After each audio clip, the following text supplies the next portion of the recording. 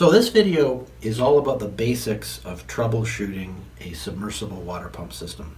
So you've turned on the tap, there's no water coming out, and you want to find out what's going on. So the first thing you want to do is to look at your pressure gauge. In this case it's over here. I've got a nice big one.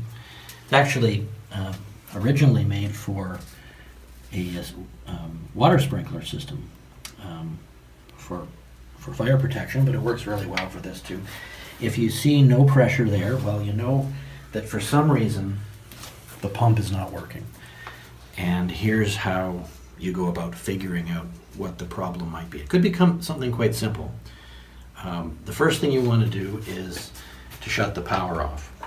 Now my system has a shut-off valve here. You don't want to try any of this unless you're already familiar with the safety aspects of dealing with electricity. But right now the power is on. I'm going to shut the power off, and then I can open up my door. And in this case, I've got a couple of time delay fuses here. Are these fuses blown or are they good? That's the first step. You want to determine if electricity is getting to the pump. That's the first step. So assuming that electricity is going to the pump properly, the next thing you want to look at is this thing here. This is the pressure switch. It's the same kind of switch no matter what sort of water pump system you have, whether it's a jet pump or a piston pump or a submersible pump. They all use similar pressure switches to this here. So the power is off, and I'm going to be opening it up and taking a look inside. The power is completely off here, or I think it's completely off, but I want to have multiple layers of safety here, so I've got my multimeter, and I want to check that there should be no voltage across. So there's just one volt there, just some stray voltage, less than 1 volt there. So we really are dead, which is what we want to be. Now, the purpose of this pressure switch is to turn the pump on when the pressure drops to a certain level in the tank, and then to shut the pump off once you've hit a maximum level. And it happens with these contacts here. So the contacts are, they're closed right now, and they're open. This pressure switch senses the pressure in the system through this stem here.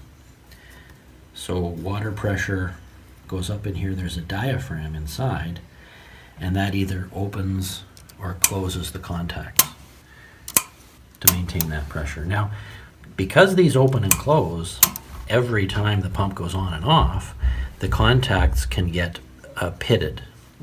And if you see here, there's a contact here, and here's another contact here. So electricity has to flow through these things when they close. And because there's a little bit of a spark every time they open under load, these contact surfaces can get burned and pitted.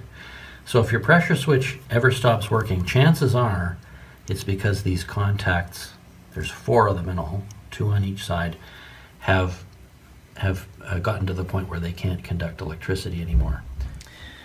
So if you have any doubt about the functionality of these contacts, go ahead and clean them with a little strip of 220 or 400 grit silicon carbide paper. That will clean them to the point where if that's the problem, then you'll get working again. What I prefer to do, though, is to have a completely spare pressure switch on hand. They're not very expensive, and if the contacts are going, then maybe cleaning them might get you through, but why not have a fresh one on hand?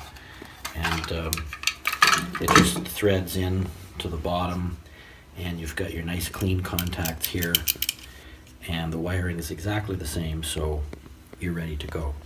Now, just as an aside before I go on, although this strictly isn't a troubleshooting tip I want to give you, but these 2 nuts here allow you to adjust the pressure of the water. So if you want to, say, raise both the cut in and cut out point, so the point at which the pump will turn on and off, then you tighten this one.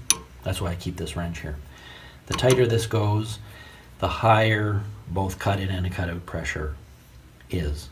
If you want to change the differential between them, so the pressure spread, then that's the one you work with there. Now, let's say you've done all this and you find that your pump still isn't working.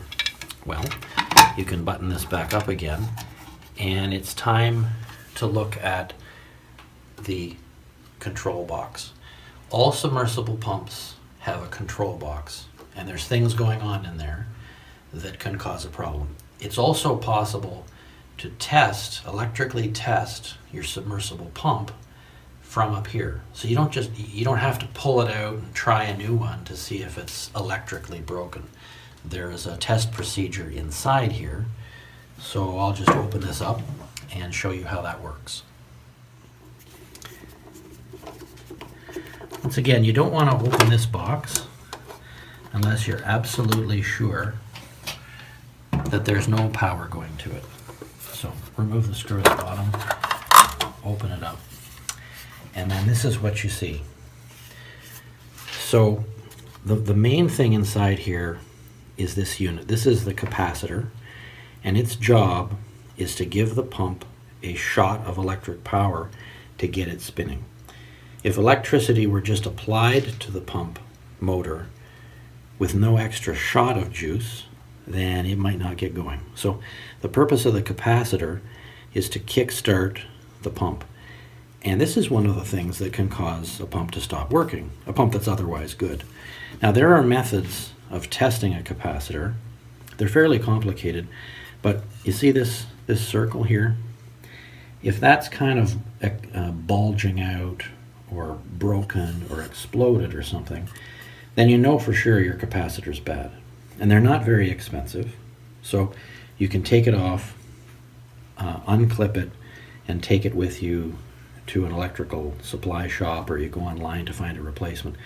Before you touch those contacts, though, you should lay a screwdriver across them, because if the capacitor is good, then you could get a little bit of a shock if you touch that. It won't kill you, it won't really hurt you, but it's not going to feel comfortable either. So the capacitor is one thing that can go wrong.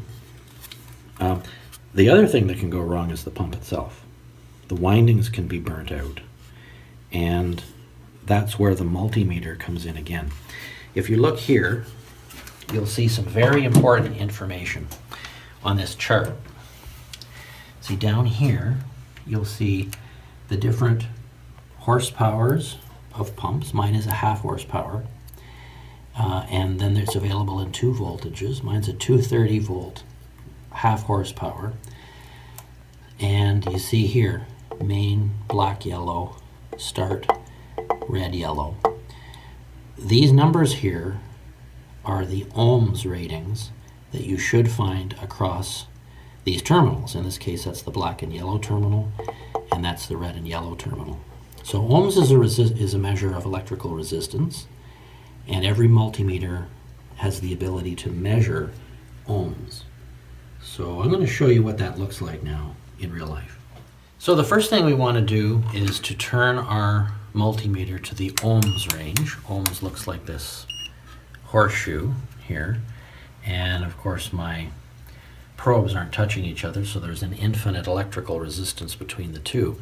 But according to the chart, for a 1/2 horsepower 230 volt pump, there should be between 4.6 and 5.2 ohms between the black and yellow terminals. So here I go, yellow, black, touch it on here. What do we have on the screen? We've got 4.9.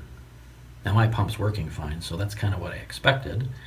It's within the acceptable range there. So let's look at the other one, is between the red and yellow terminals, and let's just see what that reads. Between the R and L terminals, should be, yeah, the 17.4. Well, the acceptable range is 16.7 to 20.5. So we're okay.